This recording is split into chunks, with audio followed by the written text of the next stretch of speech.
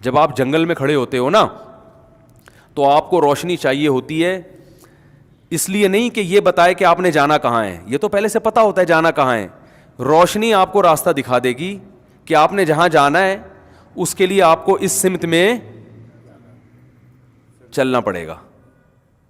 لیکن جس کو جنگل میں یہی نہ پتا ہوگا جانا کہاں ہے، وہ کتنے اندھیروں میں ہوگا. اس کو تو ایسا چراغ چاہیے جو پہلے اس کو یہ بتائے کہ تو نے جانا کہاں ہے. وہ پہلے یہ بتائے، پھر یہ بتائے کہ یہاں جانے کا راستہ یہ ہے. تبھی اللہ نے کیا فرمایا، ان کے پاس سرے سے روشنی نہیں ہے. یعنی یہ والی روشنی جو ان کو یہ بتائے کہ تم نے جانا کہاں ہے، یہ والی بھی نہیں ہے. ان کو یہی نہیں پتا ہم پیدا کیوں ہوئے ہیں. بہت مشکل ہے میرے بھائی بات سمجھا.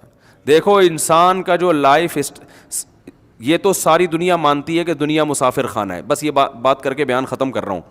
ساری دنیا کو پتا ہے دنیا کیا ہے، یہ ٹریولنگ ہے ہماری، سفر کر رہے ہیں.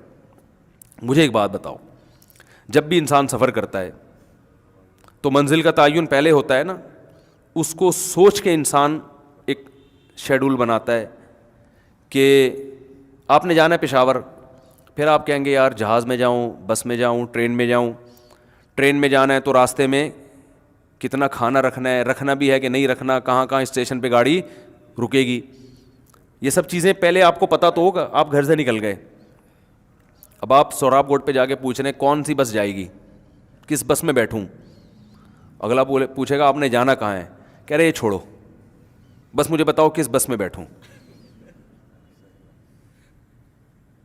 تو وہ کہے گا بھائی اگر بس ہی کو انجوائے کرنا ہے نا، آپ نے خود بس کے جھولے ہی مقصود ہیں، تو ایئر کنڈیشن بس میں بیٹھ جاؤ آپ.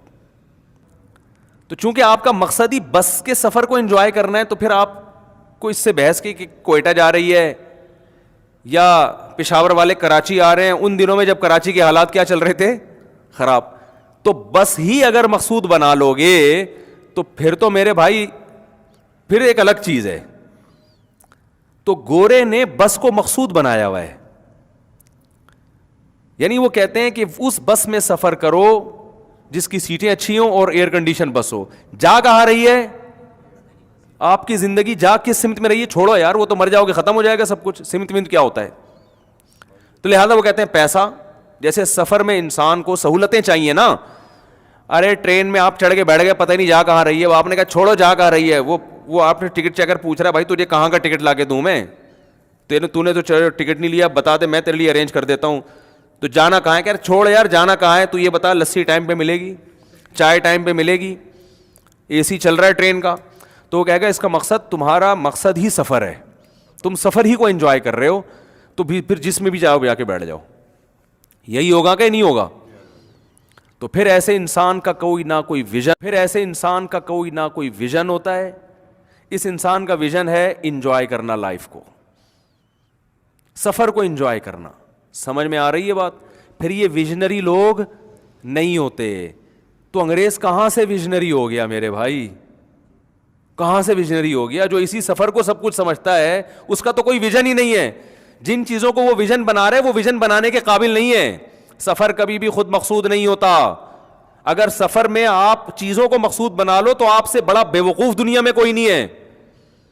آپ ٹرین میں سے سفر کر رہے ہو کہ سیٹیں بہت اچھی ہیں، مزہ آ رہا ہے، جھولے مل رہے ہیں مجھے، تو بچے تو یہ کام کرتے ہوئے اچھے لگتے ہیں. اور کبھی زندگی میں نہ کیا ہو تو بھی اچھا لگتا ہے کہ چلو یار ایک دفعہ ٹرین کا چکر بھی لگا لیتے ہیں، کہیں بھی جا رہی ہے بیٹھ جاؤ. جیسے وہ آئے گا بھائی آئے گا، کوئی نہ کوئی تو آئے گا. سنا ہے آپ نے؟ ہم بچپن میں اللہ معاف فرمائے ڈرامے دیکھا کرتے تھے، اس وقت بڑے سیدھے سیدھے ڈرامے آتے تھے. تو الیکشن کے دنوں میں ایک ڈرامہ آ رہا تھا. اکثر تو لوگ کہتے ہیں نا آئے گا بھائی آئے گا، اعظم خان آئے گا، جو بھی سیاسی لیڈر ہوتا ہے ان کے نعرے لگا رہے ہوتے ہیں نا، آئے گا بھائی آئے گا، فلانا آئے گا. تو دیکھا کچھ لوگ نعرے لگا رہے ہیں آئے گا بھائی آئے گا، کوئی نہ کوئی تو آئے گا. تو ان سے پوچھا کہ یار یہ کیا؟ انہوں نے کہا یار ہماری کوئی سیاسی تنظیم نہیں ہے. دوسرا اگر ہم جس کا نعرہ لگا رہے ہیں وہ آئے گا اور وہ نہیں آیا تو بعد میں کیا ہوگی؟ بے عزتی ہوگی.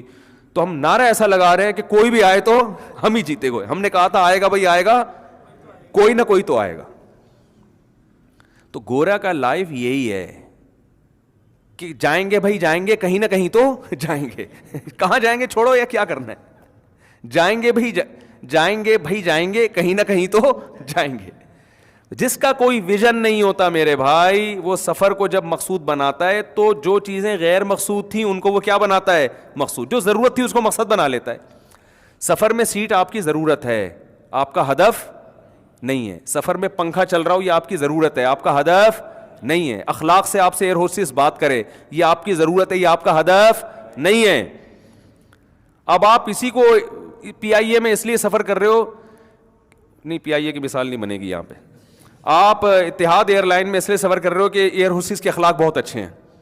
اب وہ دبئی جا رہی ہے بھائی تو نے جانا کہاں ہے؟ تو نے لاہور جانا ہے، تو اخلاق کی وجہ سے اس میں چڑھ گیا. اس سے بہتر تھا WI میں بیٹھ جاتا، جہاں اخلاق کے علاوہ سب کچھ ملے گا، لیکن جہاں جا رہا ہے وہاں تجھے اتار دیتی ہو. وہ تعین کر ہی نہیں سکتا ہے. ہم چاند پہ پہنچنے کو کے خلاف نہیں ہیں، ہم اس تسخیر کائنات کے خلاف نہیں ہیں، لیکن تسخیر کائنات کا بھی ایک ہدف ہونا چاہیے، اس کا بھی ایک مقصد ہونا چاہیے. وہ الگ بات ہے مسلمان تو نہ وہ ادھر کا رہا نہ ادھر کا رہا، وہ کسی مقصد میں بھی نہیں ہے اب.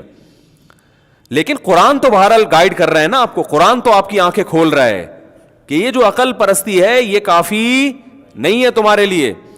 تو جب اس کے پاس بیچارے کے پاس ہدف ہی نہیں ہے، اور یہ گوروں نے خود اعتراف کیا ہے کہ آپ جب بھی زندگی کا ویژن بناتے ہیں، جب بھی آپ اپنی کوئی پلاننگ کرتے ہیں نا کہ میں نے لائف کیسے گزارنی ہے، تو ہمیشہ اس ہدف کو سامنے رکھ کے پلاننگ کی جاتی ہے. دیکھو ایک آدمی MBBS ڈاکٹر بن رہا ہے، ایک لڑکا، تو اپنے دن بھر کے ٹائم کو اسی حساب سے مینیج کرے گا نا کہ میرا ہدف کیا ہے؟ ڈاکٹر بننا ہے. اب وہ ٹائم بننا ڈاکٹر ہے، وہ روزانہ پلمبر کے پاس جا کے بیٹھتا ہے 2 گھنٹے. تو لوگ کہیں گے تو پہلے یہ طے تو کر تو نے ڈاکٹر بننا ہے یا پلمبر بننا ہے. کہیں گے نا ڈاکٹر بننا ہے تو آپ کی ساری ایکٹیویٹیز پھر اسی حساب سے ہونا شروع ہو جائیں گی. اس میں کھانا بھی آئے گا، پینا بھی آئے گا، وہ ضرورت ہے آپ کی. بھئی آپ پلمبر بنو یا ڈاکٹر بنو، کھانا پراٹھے تو سب کھائیں گے اس میں. اب یہاں بھی یہی ہے میرے بھائی، ترقی تو سب نے کرنی ہے، تو انسان کی نیچر ہے، چاند پہ بھی جائے گا، خلاؤں کو بھی مسخر کرے گا، لیکن یہ ہدف تھوڑی ہے. خلائیں بھی مسخر ہوں گی، میڈیکل سائنس میں بھی ترقی کرے گا، یہ سب ہماری ضرورت ہے بھائی. دنیا میں رہنا ہے تو دنیا تو مادی اسباب کے بغیر چلتی نہیں ہے. یہ تو ہے کہ جب آپ ڈاکٹر بھی بننا چاہتے ہو تو بھوک کے ٹائم پہ کھانا تو آپ کو بھی کھانا پڑے گا. یہ تو بنیادی مادی ضرورتیں یہ ہر ایک کو پوری کرنی ہے. تو اس میں جب کھانا پڑے گا تو اس کے لوازمات میں سے ہے کہ بھئی کھیتی باڑی بھی کرنی پڑے گی. جب کھیتی باڑی کرنی پڑے گی تو ایگریکلچر جو ہماری یونیورسٹیاں ہیں ان کو بھی بنانا پڑے گا تاکہ کم محنت میں زیادہ سے زیادہ گندم اگایا جا سکے. پھر جناب یہ ان شعبوں میں بھی آگے جانا پڑے گا. تو یہ سارے اس کے لوازمات ہیں، مگر ان میں سے کوئی بھی ہمارا ہدف اور مقصد بولو نا نہیں ہے. یہ ساری ضرورتیں ہیں اور انگریز ان ضرورتوں کو علی وجہ الکمال پورا کر رہا ہے. لیکن اس کے پاس ایک بہت بڑی گمراہی کہ اس کو یہ پتہ ہی نہیں ہے کہ میں دنیا میں آیا کیوں، اللہ نے خود انسان کو بنایا کیوں ہے. اس کے ان کے پاس جواب نہیں ہے. ادھر ادھر کی فالتو قسم کی باتیں وہ کہیں ویسے ہی بنا دی، اب اتفاق سے بن گئے.